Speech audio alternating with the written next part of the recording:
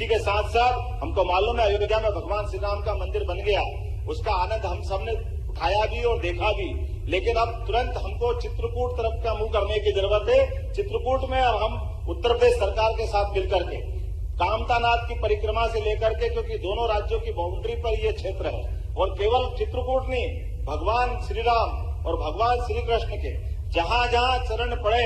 उस स्थान को तीर्थ बनाने का निर्णय भी हमारी सरकार ने किया है। और उन सारे स्थानों को धार्मिक दृष्टि से तो है ही, लेकिन बाकी कारण से भी हम अब कोशिश करेंगे धार्मिक पर्यटन को बढ़ाने के लिए वो केंद्र के रूप में विकसित हो। मुझे इस बात की प्रसन्नता है, भगवान राम का वन गमन पथ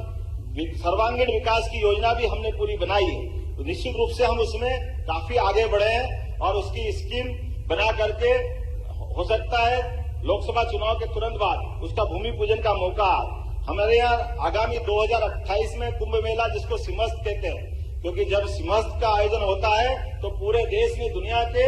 तीर्थयात्री उज्जैन आते हैं। ऐसे में उनके लिए सभी प्रकार की व्यवस्था सुव्यवस्था में बदले, इसलिए केवल उज्जैन नहीं, उज्जैन और इंदौर के सभी धार्मिक दृष्टि से महत्व रखने वाले स्थानों का विकास की पूरी योजना हमारी सरकार ने बनाई है, जिसके माध्यम से आगामी 2028 का सिंहस्थ हम बहुत सफलता के साथ आयोजित करेंगे। वीर भारत संग्रहालय हम सबको जानकारी है, जैसे मैं बार बार कोट करता हूं, हमको मालूम है कि हमारा अतीत बहुत गौरवशाली है और अतीत के गौरवशाली पृष्ठ को अब संग्रहालय के माध्यम से दिखाने की और उसके माध्यम से हमारी सांस्कृतिक धारा को जनता के सामने लाने का प्रयास भी ये सरकार ने करने का निर्णय किया। मुझे इस बात की प्रसन्नता मुझे इस बात की प्रसन्नता है कि अब पर्यटन केंद्रों की दृष्टि से, क्योंकि केवल एक टूरिज्म धार्मिक पर्यटन नहीं, हमारे यहाँ वनों की भी बड़ी संभावना है, जो खास करके हमारे अभ्यारण्य और उसके साथ साथ मेडिकल टूरिज्म, ऐसे कई क्षेत्रों में आगे बढ़ने के लिए,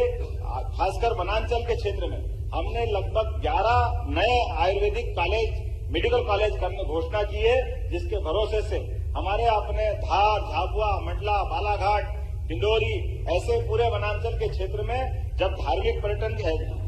अपने फॉरेस्ट के टूरिज्म को बढ़ावा देंगे, लेकिन उसमें आने वाले समय में आयुर्वेदिक दृष्टि से भी लोग अपना इलाज भी करा सकेंगे और चिकित्सक के साथ साथ विद्यार्थी भी वहां नए चिकित्सा महाविद्यालय में प्रवेश लेकर के अपने मध्य प्रदेश का लाभ लेंगे।